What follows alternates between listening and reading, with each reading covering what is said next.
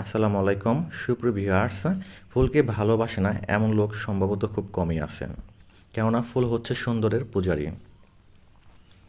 আর আমার স্ক্রিনে দেখতে পাচ্ছেন এটি হচ্ছে চায়না মিনিয়েচার, বা অনেকে এটিকে মিনি টগর নামেও চিনে। আর ফুল দেখা যাচ্ছে যে বাসা বাড়ির আঙিনাকে খুব সৌন্দর্য বৃদ্ধিতে সহায়তা করে থাকে। আর আজকে আমি আপনাদেরকে দেখাবো এই মিনি টগরের চারা তৈরি করা।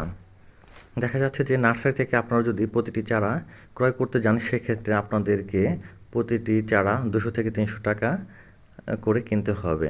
আর আপনার ইচ্ছে করলে একটি গাছ থেকে এভাবে চারা তৈরি করে নিতে পারেন খুব সহজে। সেজন্য আমি আমার গাছ থেকে কিছু ডাল সংগ্রহ করছি। ডাল সংগ্রহ করে আমি এখন এই 45 অ্যাঙ্গেল ডিগ্রিতে কেটে নিচ্ছি প্রতিটি ডাল। আপনারা দেখতে পাচ্ছেন এই ডালগুলো রোপণ করার জন্য আমি পলি ব্যাগে পূর্বে থেকে কিছুটা মাটি ভরাট করে রেখেছি, এবং এখন আমার হাতে দেখতে পাচ্ছেন এটি একটি অ্যালোভেরা জেল। আমি এটি রুট হরমোন হিসেবে ব্যবহার করব। আপনার ইচ্ছে করলে বাজার থেকে রুট হরমোন পাউডার কিনে নিতে পারেন। আর এটি হচ্ছে প্রাকৃতিক একটি হরমোন। এই রুট হরমোন লাগানোর অর্থ হচ্ছে এই ডালগুলোকে ছত্রাক থেকে রক্ষা করা, অর্থাৎ এখানে কোনো ছত্রাক লাগবে না। এর ফলে এই চারাগুলো হওয়ার সম্ভাবনা অনেকটা বেড়ে যায়। এরপর প্রতিটি ডালের গোড়ায় এভাবে রুট হরমোন হিসেবে অ্যালোভেরা জেল লাগিয়ে আমি এভাবে মাটিতে পুঁতে দেব। আপনারা এভাবে চেষ্টা করে দেখতে পারেন, ইনশাআল্লাহ প্রতিটা গাছই হয়ে যাবে। এভাবে প্রতিটি ডালে রুট হরমোন লাগিয়ে এই মাটিতে পুঁতে দিতে হবে, বা আপনারা সরাসরি টবে পুঁতে দিতে পারেন।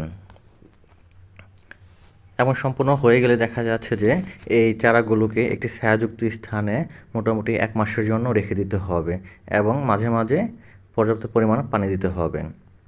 1 মাস পর দেখা যাবে যে প্রতিটি চারাই হয়ে যাবে, এবং তখন আপনারা তুলে দেখতে পারবেন প্রতিটা গাছে শিকড় গজিয়েছে। তো সুপ্রিয় ভিউয়ার্স, এভাবে আপনারা অতি সহজে এই মিনি টগরের চারা তৈরি করতে পারেন। তো সুপ্রিয় ভিউয়ার্স, আজকের আমার এই ভিডিওটি যদি ভালো লেগে থাকে, প্লিজ আমার এই চ্যানেলটি লাইক, কমেন্ট, শেয়ার এবং সাবস্ক্রাইব করে আমার পাশে থাকবেন। ভিডিওটি দেখার জন্য অশেষ ধন্যবাদ।